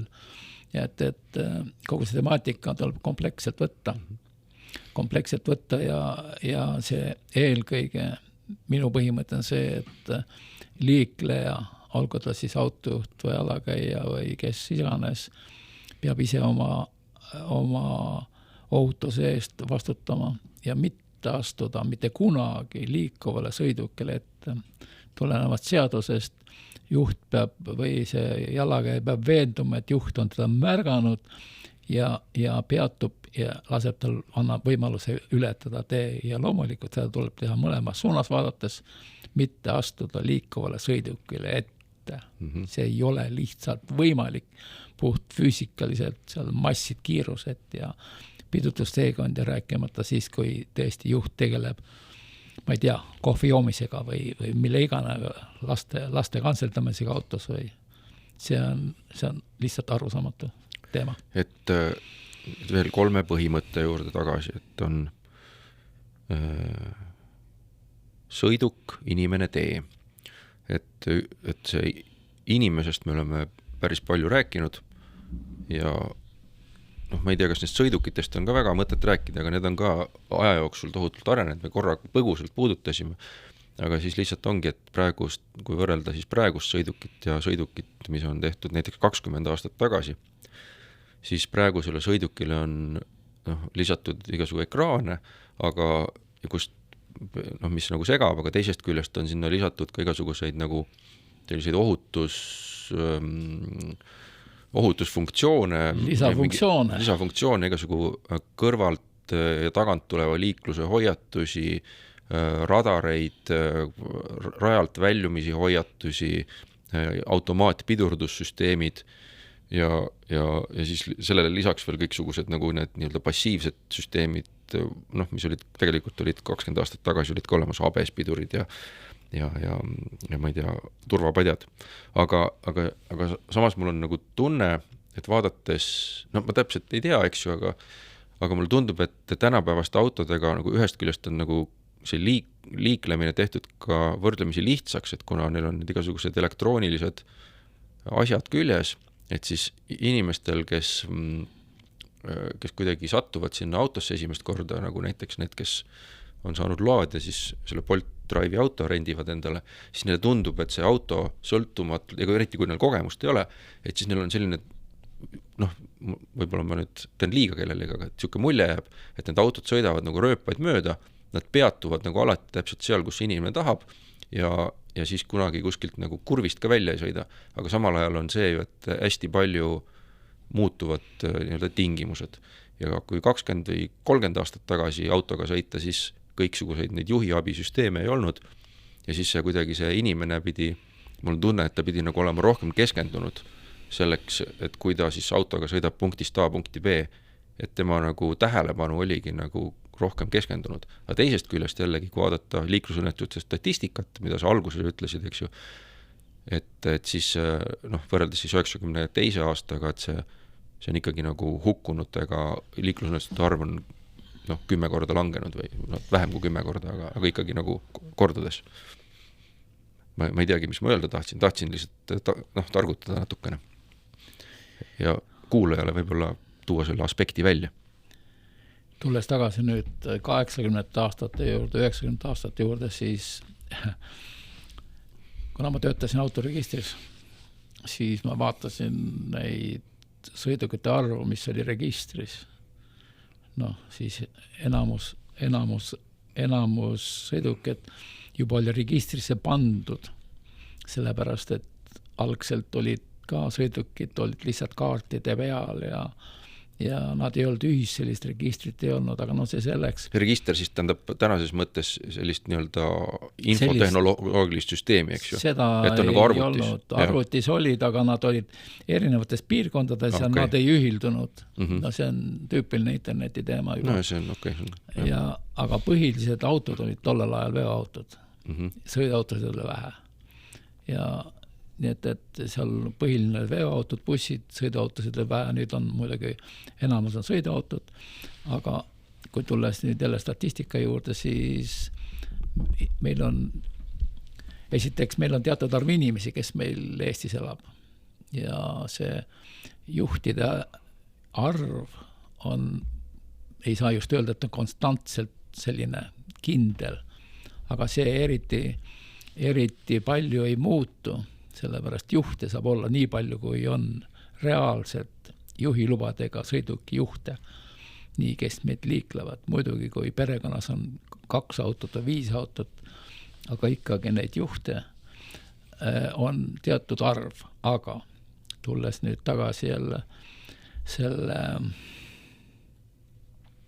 liiklusintensiivsuste asjade juurde, siis kogu see temaatikat, on erinevates riikides on püütud lahendada neid õnnetusi, kogu see temaatikat, liikluskiiruste alandamistega, on ta siis Pariis või mingi muu suurem linn, olgu ta siis Tallinn või on tal mingi muu keskkond, siis püütakse seda kiiruseid maha võtta ja luues siis mõneti sellise arusaama, et see keskkond on ohutu.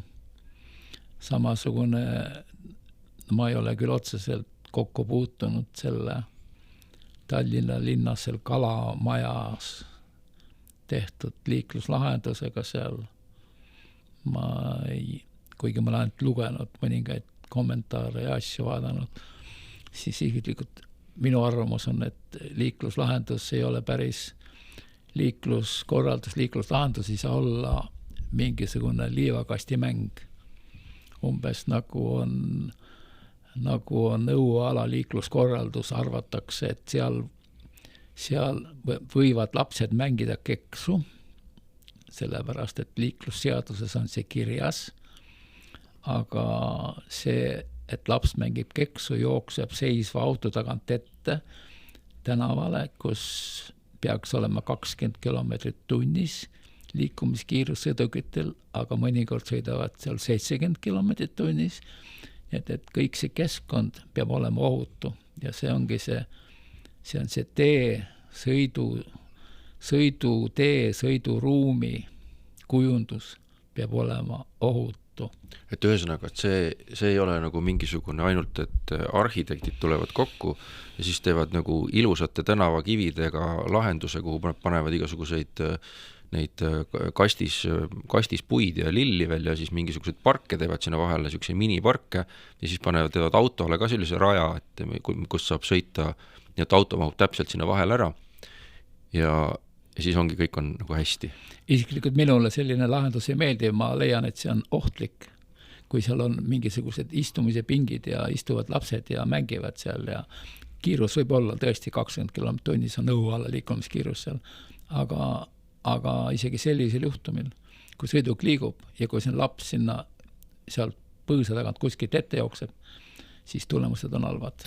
Sellised keskkond olla ei tohi. Ja mul tuli meelde üks mingitel asjaoludel olin, ma arvan, eelmisel aastal kunagi sellises kohas, on siis seesama Kalamaja, seal on Soo tänava ja Vana Kalamaja tänava ristmik.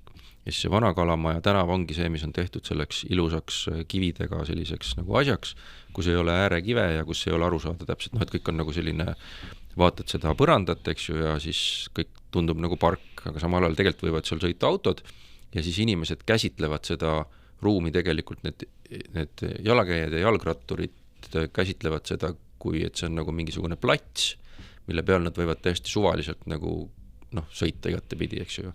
Ja siis oli niimoodi, et olin seal ristmiku peal ja nagu mina olen aru saanud, et siis Soo tänava liiklus on jätkuvalt nagu see üks suund ja sealt sõidavad minu arust ka liinibussid läbi veel.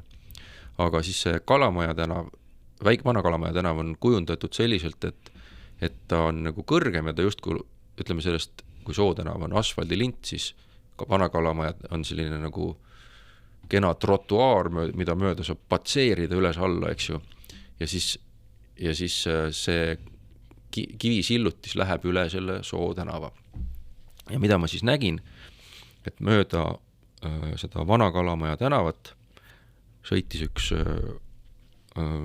ema, ma arvan, oli see, ta oli väga hea rulluisutaja ja ta sõitis siis ilma peatumata ja tal olid selja taga olid tal, ma ei tea, kas need olid kõik tema lapsed või olid tema ja kellegi teise, ma arvan, et nagu 4 või 5 tüdrukut olid tema taga, kes olid sellised, ma arvan, 10–12, olid ka väga head rulluisutajad. Ja ma arvan, et ta sõitsid umbes 30 kilomeetrit tunnis vastassuunas, siis autode sõitsid mere poole ja sõitsid lihtsalt sellest nagu Soo tänavast nagu üle niimoodi. Täie hooga. See Soo tänav oli siis peatänav. Soo tänav on peatänav. Nad sõitsid sealt lihtsalt üle ja siis õnneks sealt ei tulnud mitte kedagi parasjagu. Aga samal ajal, kui see oleks tulnud nagu liinibuss, siis oleks see nagu, kuidas ma ütlen, et see ema koos oma, kuidas ma ütlen, et see part koos oma poegadega, et sellest oleks nagu märk plekk järgi jäänud. Ja see, et miks nad nagu niimoodi tegid, et need mudilased sõitsid kõik selle naise taga, keda nad usaldasid, eks ju. Täiskasvanud inimesed usaldavad täiskasvanud inimest, kes ei oska liikluskeskkonnas ohutult liigelda. Just, ja siis ma vaatasin, et mõtlesin, et see nagu oli nagu väga õnnelik, aga halb näide.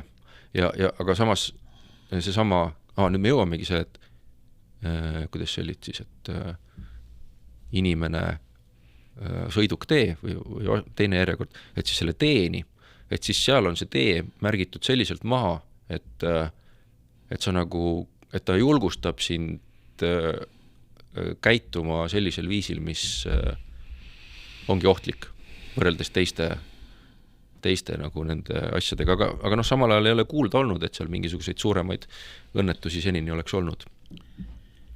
No jah, see on iseenesest huvitav teema aga tulles selle sama inimese juurde, kes see liiklus osaleb, siis põhiline, kuidas inimene saab aru keskkonnast, on läbi oma silmade. Ta võtab selle, kuidas ta näeb seda keskkonda, kuidas see keskkond, see liikluskeskkond tal ees liigub, kas seal on midagi ohutut või ei ole, kuidas tema saab reageerida ja tulles tagasi just selliste lahenduste juurde, siis selliseid lahendusi olla ei tohi, kuigi püütakse erinevad ruumi loome isikud püüavad teha sellist keskkonda, mis tegelikult on nende mõistes on ohutu, väga kunstiline, aga liiklejate seisukohalt on see ohtlik. Kas läheb sinna aasta, 2 või 5, millal seal keegi saab raskelt vigastada. Aga sinna sellistesse lahendustesse on sisse kirjutatud oht, väga suur oht õnnetuse tekkeks. Nii et kõik on, tulles tagasi jälle liiklusseaduse juurde, siis liikluskorraldusega tegeleb, ohutu liikluskorralduse eest vastutab see, kellele see tee, tänav kuulub riigiteedel riigile, ehk Transpordiamet vastutab.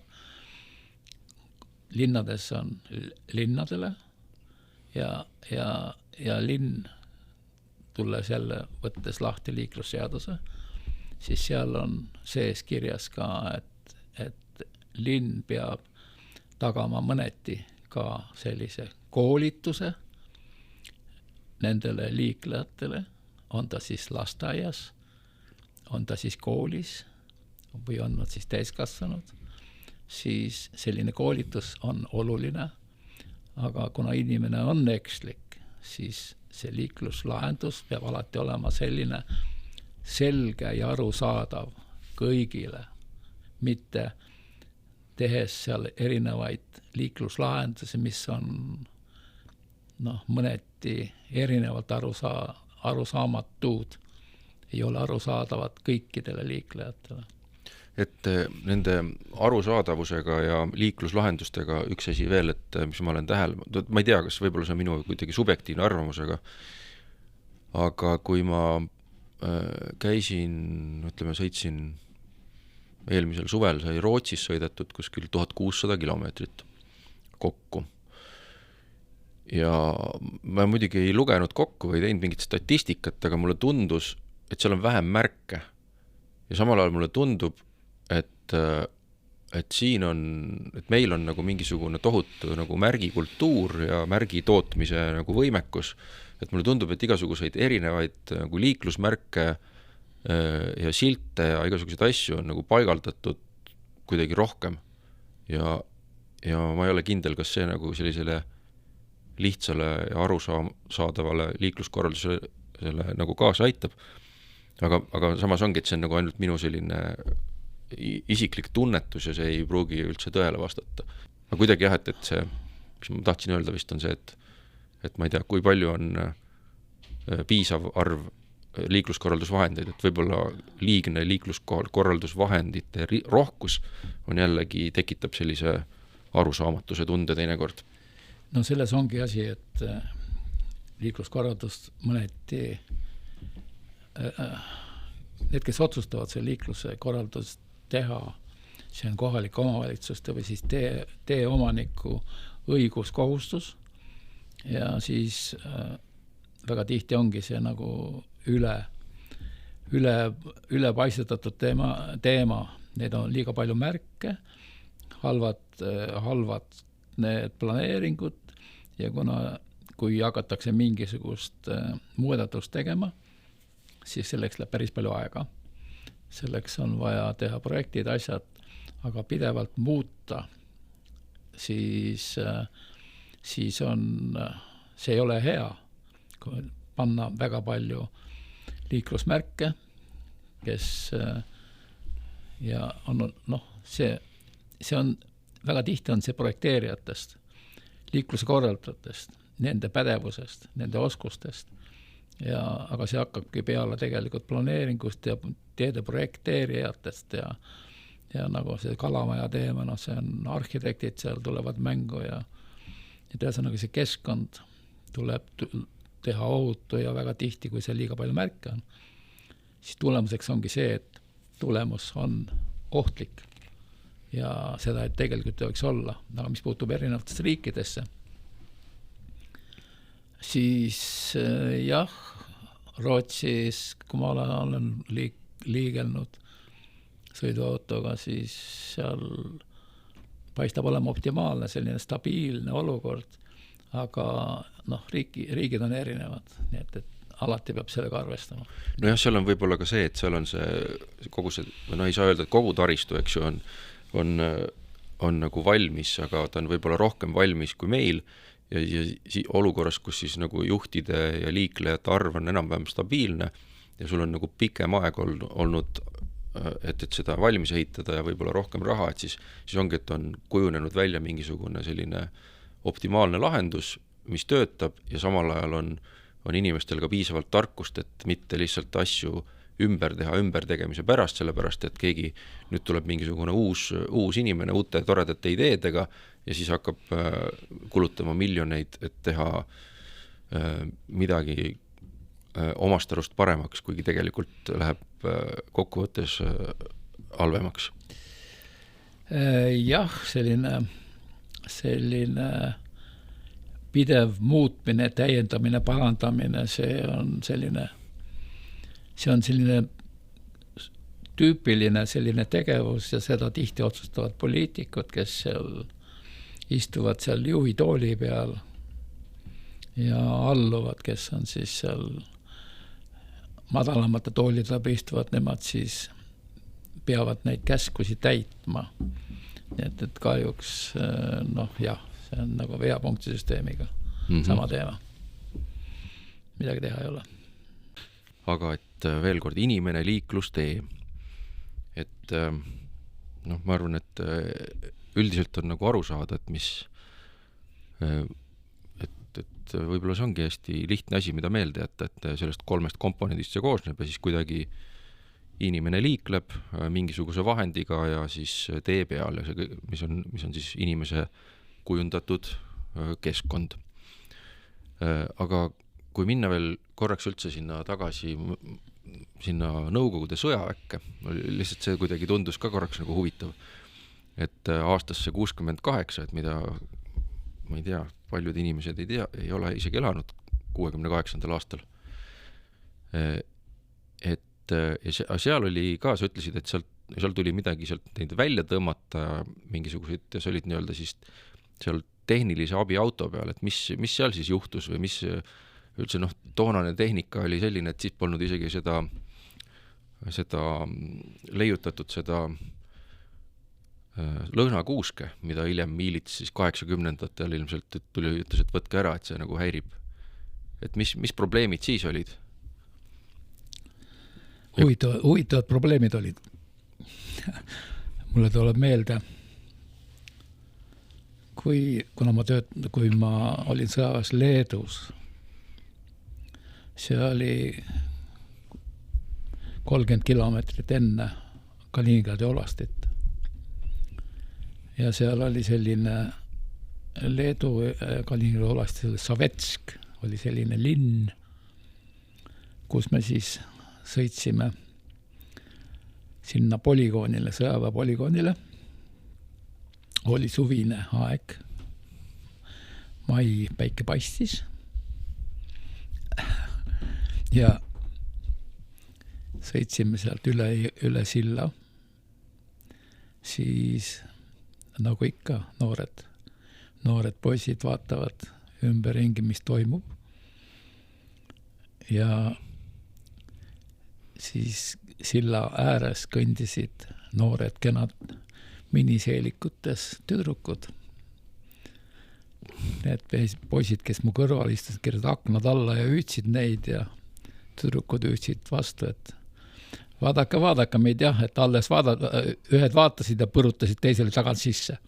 Et selline huvitav temaatika oli selline omapärane. sellest selline midagi positiivset ka selle sõjaväe. Seal oli need positiivsed moment ikka üksjagu veel. Ja see oli jällegi näide sellest, kuidas inimfaktor on oluline ja kuidas siis, kuidas tee ääres olevad mingisugused objektid, mis tõmbavad tähelepanu, võivad tekitada liiklusõnnetuse. Loomulikult. Neid juhtumid oli seal sellised, muidugi minu mälus neid on üksjaguga, mis neist ikka kõik rääkida ei olegi vast eriti mõtet, aga selline oluline on, kui rääkida liiklusohutusest, oluline on tegeleda sõiduki juhtimisega, mitte millegi muuga. Et kui juhid sellest aru saavad, on see hea, aga väga paljud sellest aru kahjuks ei saa ja see koolitus praegu on selline, nagu ta on. Nii et osa õpivad isegi internetis ainult ja jääb selline mulje, et see oleks nagu arvutimäng, et kui kraavi sõidad, siis paned uuesti restart, hakkad uuesti sõitma, päris nii see asi siiski ei ole. Aga sellega seoses kraavisõiduga mul tuli meelde ka, et nüüd on juba päris kaua aega on see libeda sõidu õpetus, et meil, kui mina lubasid tegin, siis libeda sõidu õpetust ei olnud, et samas nagu ma ei tea, mulle tundus, et ma sain selle kogemuse kuidagi kas ise kätte või ühesõnaga see on lihtsalt nagu selline katse-eksitusmeetod ja eks seal ole ka katse-eksitusmeetod, eks, aga et sind viiakse mingisugusesse olukorda, kus sa siis saad aru, et sa oled auto üle kontrolli kaotanud, eks ju. Aga ja siis samal ajal on need samad igasugused kuidas need on isesõitmissüsteemid, mis aitavad sul siis tänaval liigelda ja siis sa tegelikult ka, et kui on sellised reeturlikud olud, et siis võib-olla ei tajugi seda libisamise hetke või ei oska piki vahet hinnata või pidurdusteekonda. Et ja siis mingil hetkel tuli siis see libeda sõidu koolitus, et mis sa sellest arvad, et kas, mis mõtteid tekitab, kas jah. Libeda sõidu koolitus iseenesest on vajalik asi.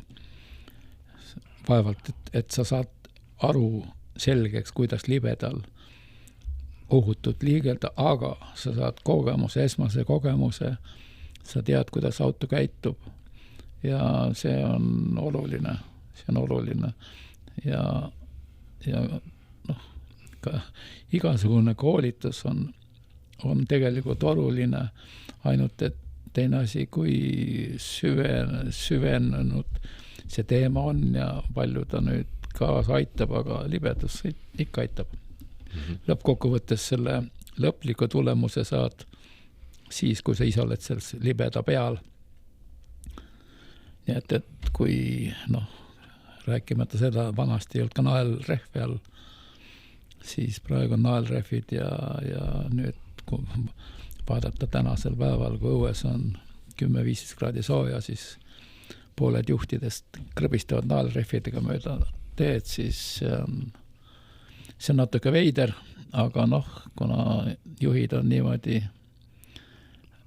nagu öelda õpetatud, suunatud, seadusega paika pandud, siis ongi niimoodi, et ei mõelda enam selle asja peale väga, vaid lihtsalt tegeletakse, sõidetakse. Sama on ka selliste sõidukitega, millel on erinevad juhi abi süsteemid peal, mis hoiavad erinevaid asju, aga on olnud ka liiklusõnnetusi, kus suurepärane, kui ma ei eksi, oli see Tesla, mis siin Tallinn-Narva maanteel või Tallinn-Tartu maanteel sõitis ees liikuval sõidukitel täie hooga otsa. Miks see süsteem ei hoidnud seda õnnetust ära? Ei tea. See on imelik jah, sest et minu teada isegi kui inimene juhib, siis sellistel autodel tegelikult enne kokkupõrget see süsteem nagu peaks pidurdama või üle võtma. Aga jah, siis oli tehnika ütles üles või jah. Kahjuks selline...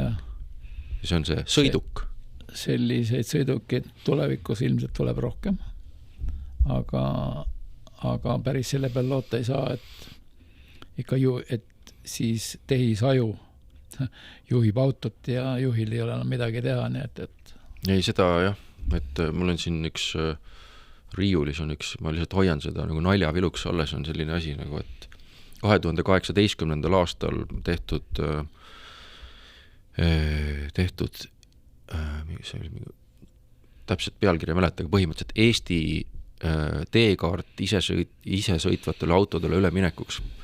Et see dokustaat on antud välja suure entusiasmiga aastal 2018 ja see on nagu päris naljakas ja ma vaatan, et iga aastaga läheb see nagu läheb see järjest nagu naljakamaks, et see selline ülim optimism ja usk tehnikasse, tehnika võidukäiku on kohati, see on, ma ei ole nii optimistlik, et me saame mingisuguse sellise olukorra, et kus liiklus ei ole enam, et liiklusest see nii-öelda inimfaktor võetakse välja. Et mul on selline tunne, et see inimfaktor siiski jääb nagu kõige olulisemaks sellest 3 asjast. Kuigi osad võib-olla loodavad, et on tee, või mitte tee, vaid see sõiduk. Sõiduk võtab kõik, teeb ära sinu eest. Ei, seda ei juhtu kunagi. Ja, just. Seda ei juhtu kunagi, nii et selle peale loomulikult abisüsteemid aitavad, aga see tulemus ei ole see, mida soovitakse, nii et inimene peab tehnika, tee peavad kõik ajaga kaasas käima, muidugi see ei tähenda seda, et sa pidevalt seda keskkonda uuendad, paned sinna põõsaid, pinke, mängukohti. Reklaame? Reklaame nüüd viimasel ajal on vähem ja seda saab korrigeerida, et ta nende heledust ja vilkuvust ja kogu see temaatikat saab. See tegelikult on nüüd juba mõneti juba paika pantud. Kui ma töötasin Maanteeametis, siis selle teemaga ja Liiklustusametis selle teemaga sai tegeldud. Et kui kaugele teest ja teekaitsevööndis, millised reklaamid võivad olla ja millised ei tohi, siis see on, ma mõtlen, see teema on väga pikk ja suur ja lai, nii et päris üheseid vastuseid ei saa siin öelda. Aga ma küsin veel, et kui sa praegu nii-öelda väike pisiettevõtjana, mikroettevõtjana, et pakud need liikluskonsultatsiooniteenused, et mis asjad need on või mis seal konsulteerida on ja mis asi on liiklusohutusaudit? Liiklusohutusaudit on selline tegevus, kui tehakse projekt, kõigepealt hakkab asi eelprojektist pihta. Eelprojektile ja põhiprojektile tehakse auditeerimine, tuuakse välja need auditeerija on sõltumatu spetsialist, kes siis vaatab selle projekti üle ja teeb sinna märkused peale ja siis need märkused vaatab läbi töötellija koos selle projekti tegijaga ja siis kas nad seda parandavad või ei paranda. Ja kui nad selle parandavad, siis kui see tegemisse läheb, siis tehakse ta valmis. Selline objekt on ta siis tee, mis ta siis on, tehakse valmis. Ristmik. Ristmik, ja siis enne avamist tehakse selle lõigule ka auditeerimine. Ja see auditeerimine tehakse päevasel ja pimedal ajal ja siis kõik oleneb tihti ka sellest auditeerijast ja kuna see on see auditeerimine ja kõik need, mida siis tellija nagu tellib, kõik oleneb ju tellijast ja need auditi tegijad, näiteks kui valmis tehti objekt Tartus, Riia ringi peale tehti viaduktid ja värgid-särgid ja küsiti minu arvamust selle olukorra kohta, siis minu arvamus oli see, et seal on probleemid, aga see auditeerija, kes seda tegi, kirjutas sellesse oma arvamusse, et seal on kõik korras, mingit probleemi ei ole. Ja nagu see arutelu või arvamus oleneb tihti inimese, selle auditeerija teadmistest, kogemustest, pädevusest ja väga tihti töötellija, kuna see on riigihange ja väga tihti võidab pakkumuse odavam pakkuja, siis ei meeldi tegelikult sellele töötellijale valminud objektil leitud vead, mida ta siis ei näinud projektis, eelprojektis, põhiprojektis, ehitas valmis, siis väga tihti jäävadki need tulemused ohtlikuks.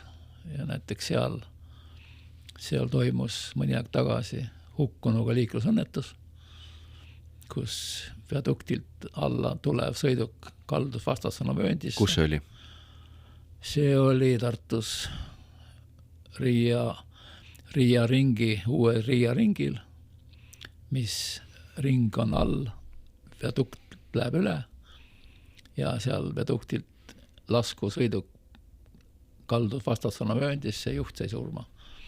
Ühesõnaga seal see näitas, kuidas nüüd tavaliselt halb on see, kui otsustajad isikud ütlevad, et juht on loll ja süüdi selles juhtumis, siis tuleb seda ikkagi kaaluda erinevaid variante ja sellised ei saa teha selliseid projekte, kus on vead sees. Ühesõnaga, võib-olla oleks kulutatud mingisuguse asja paremaks tegemisele, ma ei tea, 10 000 või 20 000 eurot, aga tulemuseks oleks see säästetud inimelu, mis statistiliselt maksab justkui 5,2 miljonit. Jah, 5,6 miljonit. 5,6 miljonit, jah, just. No, seda peaks muidugi vaatama, sest kindlustusseadusest. No jah, aga ütleme, need suurusjärgud on ikkagi... Üle miljoni, ühesõnaga, miljonit, mitut miljonit. Ühesõnaga see, mis nüüd tehti kahju sellele sisuliselt riigile inimkahju, mis on selle hind. Nii et ühesõnaga, aga see teema on jälle väga lai teema ja ühesõnaga selle teemaga peaks tegelema. Kuule, aga võib-olla sa peaksid tegema nagu on see, mis meil on, David Vseviov, eks ju, temal on see oma, mis see Venemaa saade, eks ju, ta on rääkinud Venemaast juba väga kaua, et sa peaksid võib-olla tegema liiklusohutussaate, et on nagu onu Tõnu liiklusohutus minutit või pool tund või midagi sellist. Oi ei. Et teha sellised pooletunnised saate. Mul on tegelikult väga palju selliseid häid kolleege, tuttavaid, kes selliseid arutelusid teevad internetis. No, see on okei, ma ei tea. Ja mõnikord küsitakse ka minult arvamust, aga ma lihtsalt annan oma arvamus otset nendele, aga kuna ma olen töötanud pikemat aega sellise avalikus teenistuses, siis suhtlus inimestega on väga palju olnud. Ja ei ole lihtsalt mõtet ennast täitsa tühjaks pumbata. Ei ole mõtet. Jah, las need siis toimetavad, kellel parasjagu on aega ja rohkem viitsimist ja tahtmist. Asi ei ole viitsimuses. Ma arvan lihtsalt, et peaksid toimetama need isikud, kes konkreetselt on selleks tööle võetud ja vastutavad ja need isikud peaksid aru saama, mis asi on liiklusohutus ja mis tähendab ohutu keskkond ja mitte, et lihtsalt kuulata tooli peal istuvaid ülemusi, vaid need peaksid olema arutelud. Miks see teine kolmas, miks nii, miks naa. Sellepärast, kui seal toimuvad õnnetused, siis lihtsalt automaatselt need asjad ei kao. Ka üks inimene on suur kahju, kui ta hukkub, rääkimata, kui see juhtub lapsega. Jah. Niimoodi, aga mis tulles tagasi veel selle ohutuse teema siis mõningad aastad tagasi, ma ei mäleta, millal see oli, kes oli aastatel 93-45, kui ma kirjutasin ühe artikli Postimehesse, palju maksab laps, siis sai kirjutatud laste turvatoolist, mis praegusel ajal on täiesti tavaline laste autoga sõites lastele ja see on ka seaduses kirjas, aga tollel ajal oli see turvateema alles algusjärgus ja vot selline huvitav teema, et võrdlus, et palju maksab turvatool ja palju maksab laps. Selline kirjutis sai Postimehesse kunagi ammu kirjutatud. No aga see siis on ju mingi, sellest on saanud väga praktiline asi ja ilma selleta tänapäeval ei kujuta keegi isegi ette, et last panna autosse. Aga sellel ajal, kui see laste turvateema oli sellises algusjärgus, siis oli selline vastuseisu päris palju. Aga võt selline väike kirjutis sai kirjutatud ja nüüd on muidugi juba natuke teisem olukord. Aga selline aeg nagu näitab head ja vead kätte, nagu öeldakse, aeg parandab ja aeg näitab. Ühesõnaga, et kui kokku võtta, siis tasub meelde jätta, et kuidas see oli, sõiduk, inimene tee, inimene sõiduk tee, siis tasub korraks mõelda selle peale, kui palju oli 94. aastal oli liikluses hukkunud inimesi Eestis, mis oli üle 400 midagi. 92. 92, jah. Praegu on see summa, praegu on seda, mis oluliselt vähem, kordades vähem. Ja lapse turvatool, mis kunagi oli selline asi, mida inimesed võib-olla mõtlesid, et see on mingi ahistamine, et siis tänapäeval on see täiesti tavaline. Aga ikkagi on lõpuks inimene, liiklus, inimene, sõiduk tee, terve see keskkond peab olema ohutu ja inimesed peavad saama sellest keskkonnast aru. Kui tehakse selline keskkond, millest inimesed aru ei saa, siis tulemuseks ongi sellised rullikuga sõitjad, kes kihutavad üle põhiteede kiirusega, mis ei ole ohutu. Jah.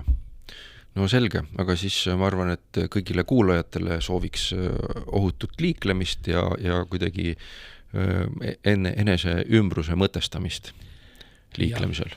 Jah. Teete jõudu kõigile.